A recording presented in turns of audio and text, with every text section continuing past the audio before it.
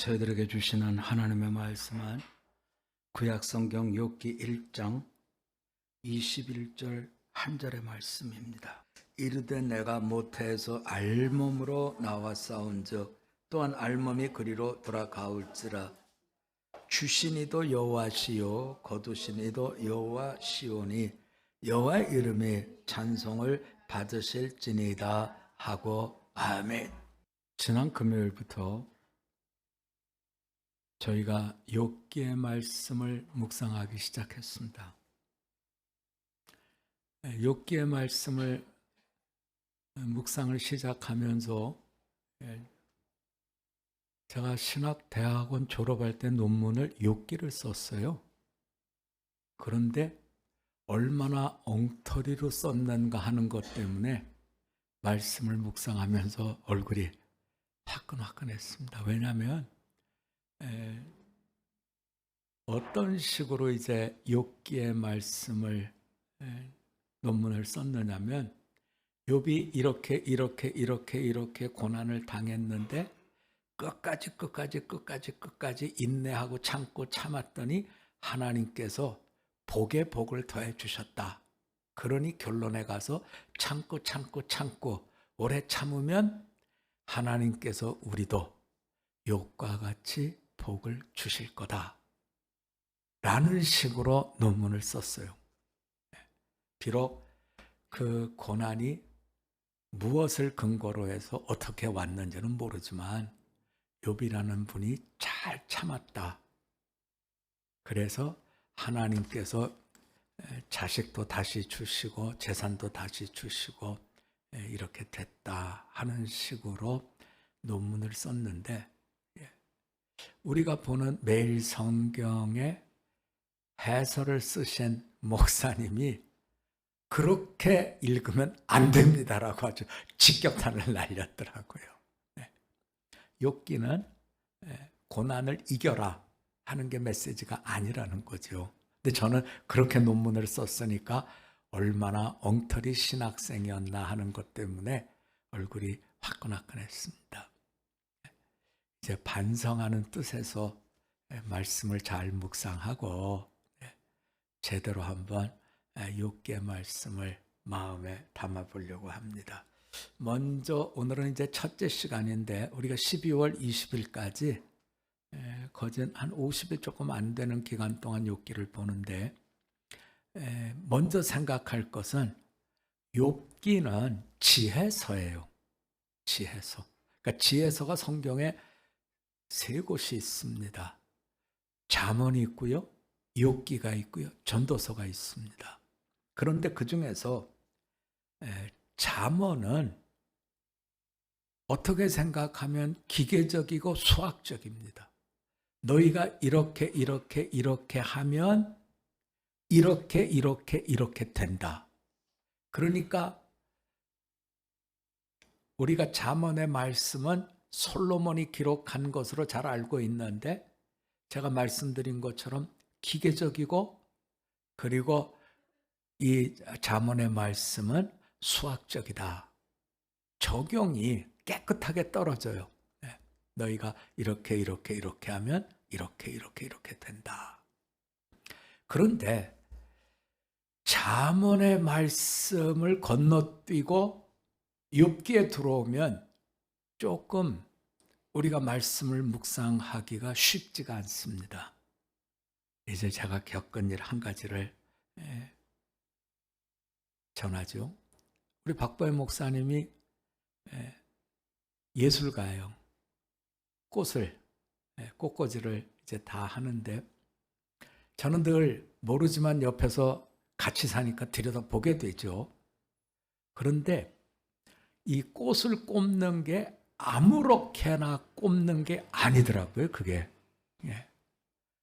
처음에는 화형이라 그래갖고 이 형태가 있어요. 그래서 그 화형에 따라서 이렇게 하고요.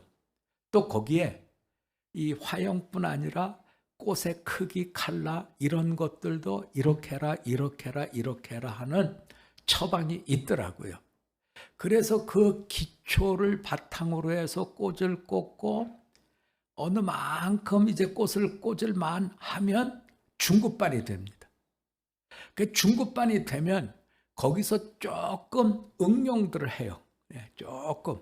그러니까 기초반을 튼튼하게 하지 않으면 응용할 때 엉터리가 되는 거죠. 우리가 잠언의 말씀을 기초 튼튼하게 세우고 욥기로 넘어와야 꽃이 잘 모양이 만들어지는 것처럼.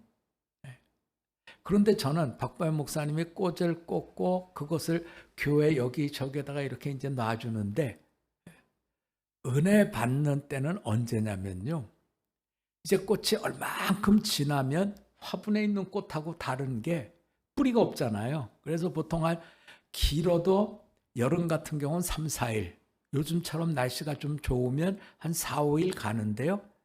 그러고 나면 이분들이 다 이제는 할 일을 다 하고 이제 축 처집니다. 그런 걸 다 이제 걷어가지고 잘라서 버려요. 저는 그때 제일 은혜를 받아요. 여러분, 지혜는요, 전도서가 제일 마지막이라 그랬죠? 잠언, 욥기, 그리고 전도서라 그랬습니다. 전도서는 우리의 인생을 다 살았을 때 들어야 될 말씀. 이게 뭐냐면, 너희가 잘 산 것처럼 생각하지만, 전도서는 여러분 기억나는 단어가 하나 있을 거예요. 헛되다는 단어죠. 헛되고 헛되니 헛되고 헛되다. 헛되다. 다시 말하면 인생이라는 게 굉장히 화형을 배워서 기초반을 넘어서 중급반에 가고 그 다음에 고급반에 가지만 결국에 그거를 다 걷어가지고 잘라서 버린다. 그래서 저는 그 버릴 때 제일 은혜를 받는다 그랬는데, 왜냐하면 여러분, 우리가 언제 찬양할 수 있어야 되냐면 내 인생을 다 살고 난 뒤에 이제는 모든 것들을 다 하나님께 드리는 것, 이걸 오늘 제목을 상실의 자리라 그랬거든요. 상실의 자리라고 하는 말씀은 더 이상 아무것도 없을 때, 그때 우리는 하나님께 찬양을 드리고 예배를 드립니다. 내가 인생을 쫙 살고 마지막 자리에서 하나님 고맙습니다, 하나님 감사합니다, 하나님께 예배를 드리고 찬양할 수 있는 것, 이것이 바로 지혜의 마지막이 되더라는 거죠. 그래서 우리가 잠언은 성경학자들이 뭐라고 불러주냐면 규범적 지혜다, 이렇게 불러요. 규범적이라는 거는 법을 지켰을 때, 다시 말하면 이렇게 기초를 튼튼히 했을 때 모든 인생이 튼튼하게 만들어져 갑니다. 그래서 제목이 규범적 지혜입니다. 그리고 넘어와서 욥기로 오면 그 욥기의 제목을 또 뭐라고 붙이냐면, 그분들이 반성적 지혜다. 내가 이제 잠언의 말씀처럼 살았는데 풀어지지 않는 부분들을 산 하나 넘고 개울 하나 건너고 이러면서 반성하는 눈으로 보니까, 지혜가 이것이었군요 하는 반성적 지혜다, 이렇게 우리에게 들려주고 있어요. 그리고 마지막 전도서는 우리에게 종말적 지혜죠. 인생 다 달려왔는데 헛된 것, 그래서 청년의 날에 여호와를 경외하라 하는 말씀이 바로 전도서입니다. 그래서 종말적 지혜인데요. 자, 이제 이와 같은 세 권의 지혜서 중에 우리가 얻은 욥기의 말씀을 이제부터 좀 풀어보려고 하는데요. 자, 욥은 제가 말씀드린 대로 규범적 지혜, 굉장히 기계적이고 수학적이고 말씀대로 산, 그렇게 살았기에 잘 살았습니다 하는 부분을 우리에게 소개해 주고 있어요. 그게 1절부터 5절까지입니다. 이건 저하고 한 절씩 번갈아 가면서 볼까요? 제가 1절을 먼저 보겠습니다. 전도서 욥기 1장 1절입니다. 제가 1절 보겠습니다. 여러분이 2절 봐주시고 교대로 5절까지 보겠습니다. 우수 땅에 욥이라 불리는 사람이 있었는데 그 사람은 온전하고 정직하여 하나님을 경외하며 악에서 떠난 자더라.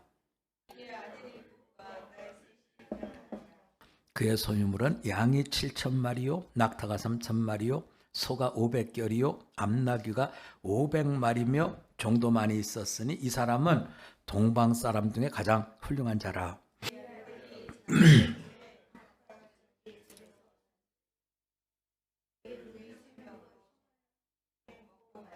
우리 5절 같이 볼까요? 그들이 차례대로 잔치를 끝내면 욥이 그들을 불러다가 성결하게 하되 아침에 일어나서 그들의 명수대로 번제를 드렸으니 이는 욥이 말하기를 혹시 내 아들들이 죄를 범하여 마음으로 하나님을 욕되게 하였을까 함이라. 욥의 행위가 항상 이러하였더라. 아멘.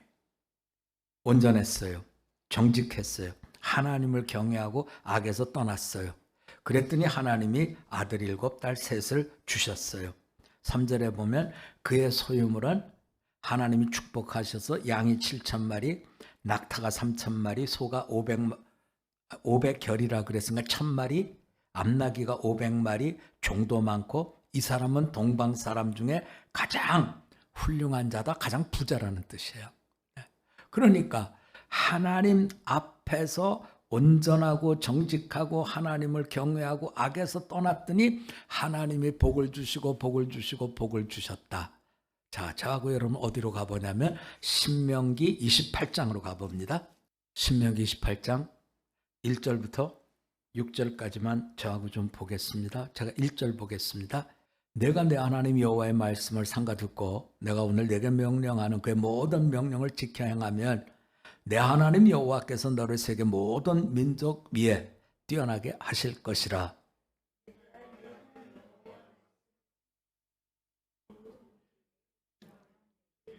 성읍에서도 복을 받고 들에서도 복을 받으며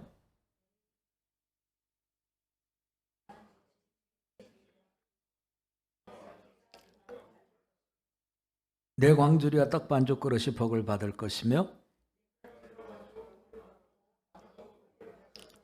아멘. 우리가 욥기 1장 1절부터 5절까지 말씀이 바로 신명기 28장 1절부터 6절까지 말씀 그대로죠. 자, 하나님의 말씀을 잘 순종했더니 온전하고 정직하고 하나님 경외하고 악에서 떠났더니 아들이 7, 딸이 3, 소유물은 양이 7,000, 낙타가 3,000, 소가 500결이, 암나귀 500, 종도 많고 동방에서 가장 부자요.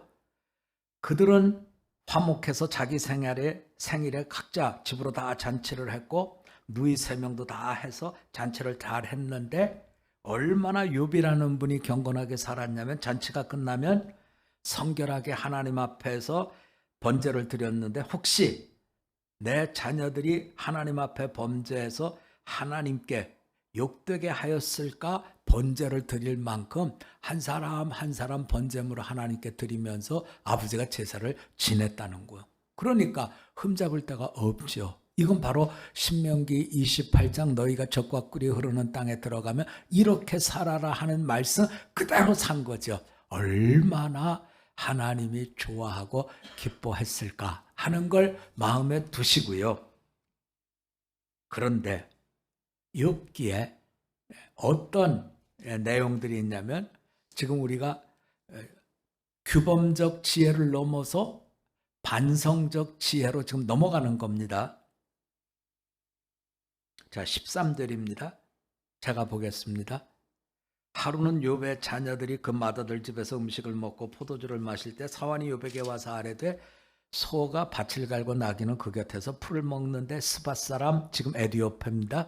갑자기 이르러 그것들을 빼앗고 칼로 종들을 죽였습니다. 나만 홀로 피하여 주인께 아래로 왔습니다. 16절입니다. 그가 아직 말하는 동안에 또 한 사람이 와서 아뢰되 하나님의 불이 하늘에서 떨어져 양과 종을 살라버렸습니다. 나만 홀로 피하였으므로 주인께 아래로 왔습니다. 17절입니다. 그가 아직 말하는 동안에 또 한 사람이 와서 아뢰되 갈대아 사람 세 사람이 무리지요.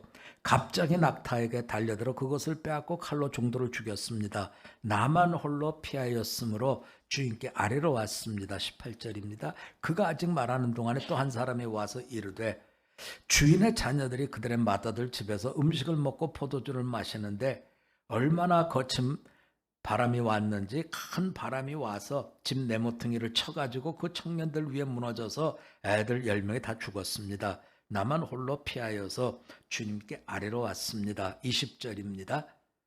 욥이 일어나 겉옷을 찢고 머리털을 밀고 땅에 엎드려. 자, 20절 보면 앞뒤가 조금 이상해요.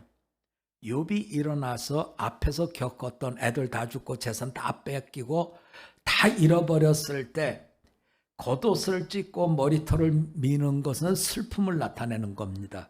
그런데 겉옷 찢고 머리털 밀고 땅에 엎드렸는데 원망하고 저주하더라가 아니라 20절에 마지막에 뭐라 그랬어요? 예배하더라요. 예배하더라. 그러면서 뭐라고 하나님께 말씀을 드렸냐면 21절입니다. 이르되 내가 모태에서 알몸으로 나왔은즉 또한 알몸이 그리로 돌아가올지라. 주시니도 여호와시요 거두시니도 여호와이시니 여호와의 이름이 찬송을 받으실지니이다. 앞에서는 예배, 뒤에서는 찬송. 슬픔 속에서 예배드리고 슬픔 속에서 찬양을 하나님께 해서 22절에 요약이 되죠. 이 모든 일에 욥이 범죄하지 아니하고 하나님을 향하여 원망하지 아니했기에 하나님 마음에 쏙 들었더라는 거예요. 자, 그런데 우리가요, 이제부터 풀어야 될 내용은 뭐냐면 성경이 얘기하는 충성과 순종의 사람에게 고난이 온다는 걸 먼저 인정해야 됩니다는 걸 먼저 얘기하고 있어요. 신명기와 다른 곳에서 쭉 우리에게 들려주는 것은 하나님께 순종하는 자, 하나님께 충성하는 자는 나가도 복을 받고 들어와도 복을 받는 복덩어리 인생을 사는 거예요.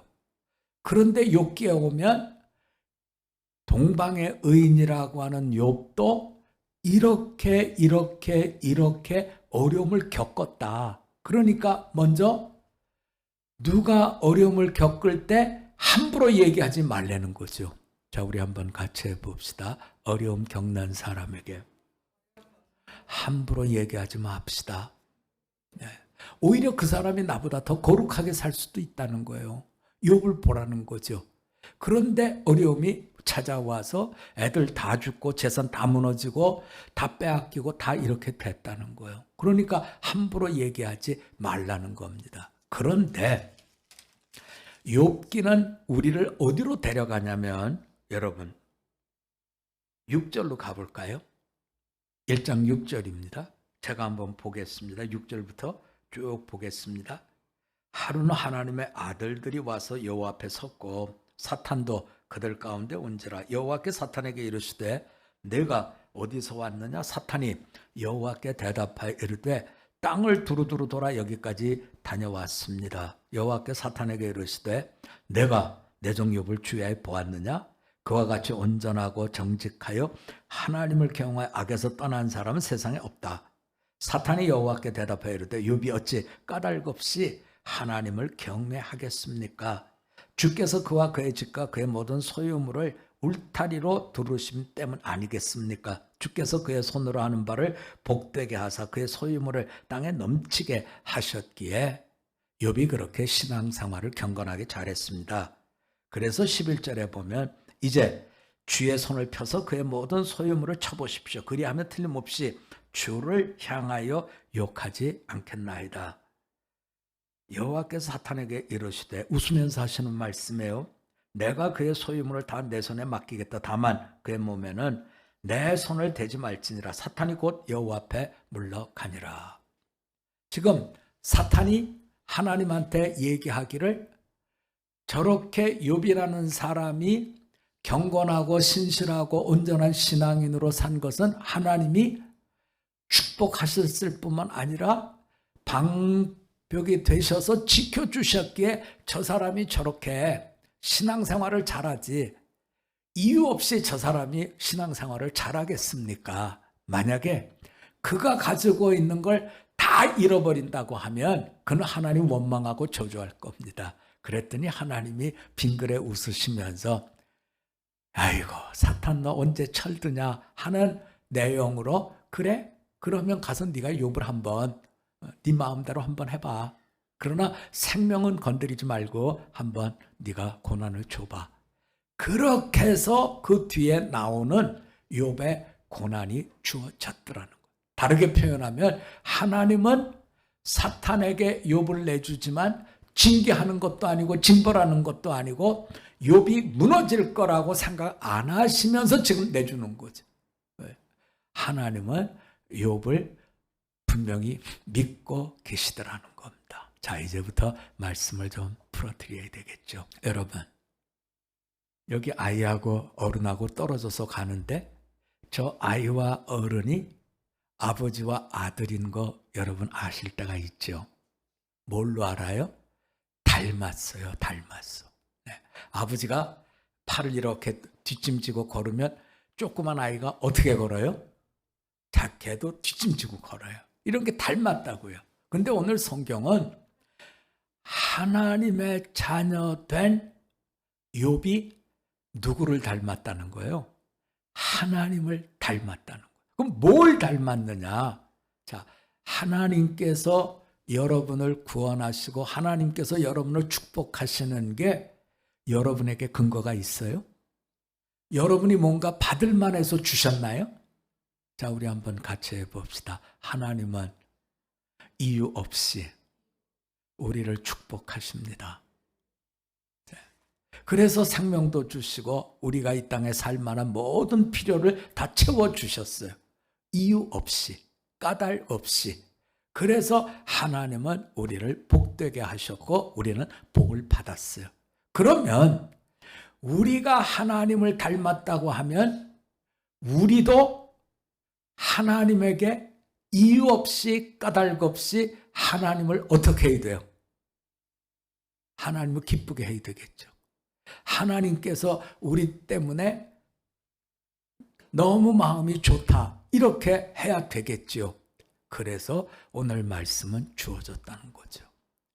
이렇게 어려움을 겪었는데 욥이라는 사람은 누굴 닮았다? 하나님을 닮았다. 오늘 말씀의 핵심은 그겁니다. 우리 한번 같이 해봅시다. 언제나 하나님을 닮아갑시다. 이유는 분명해요. 내가 누구라고요? 하나님의 자녀니까요. 하나님의 자식이니까 하나님께서 이유 없이 우리를 축복하신 것처럼 우리도 어떤 까닭 없이 어려움 속에서도 하나님의 기쁨이 되고 찬양을 드리는 자가 되셔야 됩니다 하는 말씀을 주고 있는, 이래야 아버지와 자녀된 우리가 닮았다라고 얘기를 해주고 있는 거죠. 그 점에 있어서 하나님은 지금 욥을 분명히 믿고 계시는 거예요. 사탄아, 네가 가서 건드려봐. 그러나 욥은 누구 새끼다? 내 새끼다. 날 닮았다. 절대로 욥은 네가 원하는 대로 다 걷어갔다 그래서 원망하고 불평하고 하나님을 향해서 저주할 그런 내 새끼가 아니다.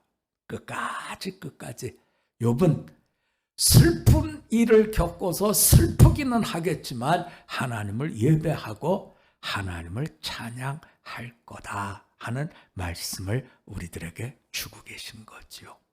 오늘 말씀의 핵심은 바로 그겁니다. 상실의 자리에서 애 다 죽었죠. 재산 다 없어졌죠. 상실의 자리에서 하나님을 닮은 욥은 뭘 하더라고요? 찬양을 드리더라고요. 원망과 저주가 아닌 찬양을 드리더라고요.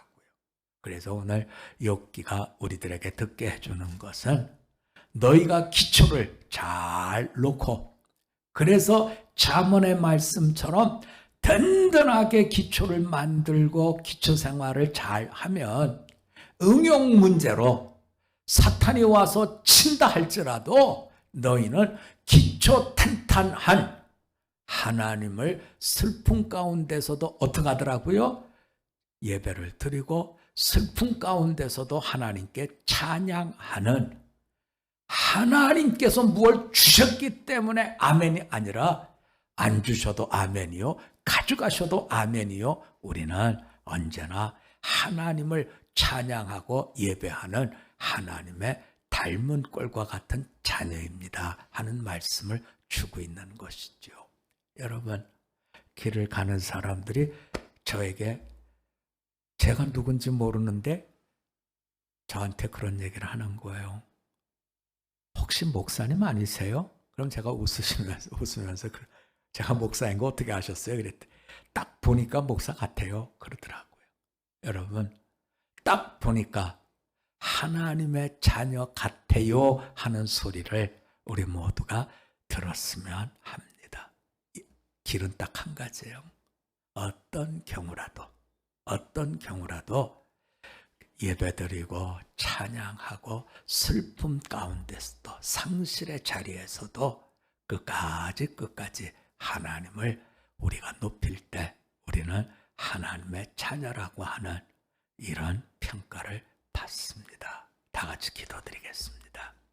하나님 아버지, 세상에 속한 자와 하나님에 속한 자 뭐가 다릅니까? 라고 물었을 때 세상에 속한 자는 자기 것을 다 잃어버리면 원망하고 저주하지만 하나님에게 속한 하나님의 자녀는 다 잃어버려도 하나님께 예배와 하나님께 찬양을 드리는 기쁨이 마르지 않는 주님 닮은 자인 것을 말씀이 일깨워 주시니 감사드립니다. 참으로 욥이 동방의 의인이요 동방의 훌륭한 사람이었지만 저 천상회의에서 하나님은 믿음의 자녀 나를 닮은 욥을 자랑하면서 사탄이 고발하지만 그의 모든 계략을 다 깨트리는 걸 우리에게 이처럼 보여주셨습니다. 진실로 다 잃어버려도 우리는 하나님의 자녀인 우리의 자리가 분명함을 보여주는 예배자, 찬양자로 살게 하여 주시옵소서. 예수님의 이름으로 기도드립니다. 아멘.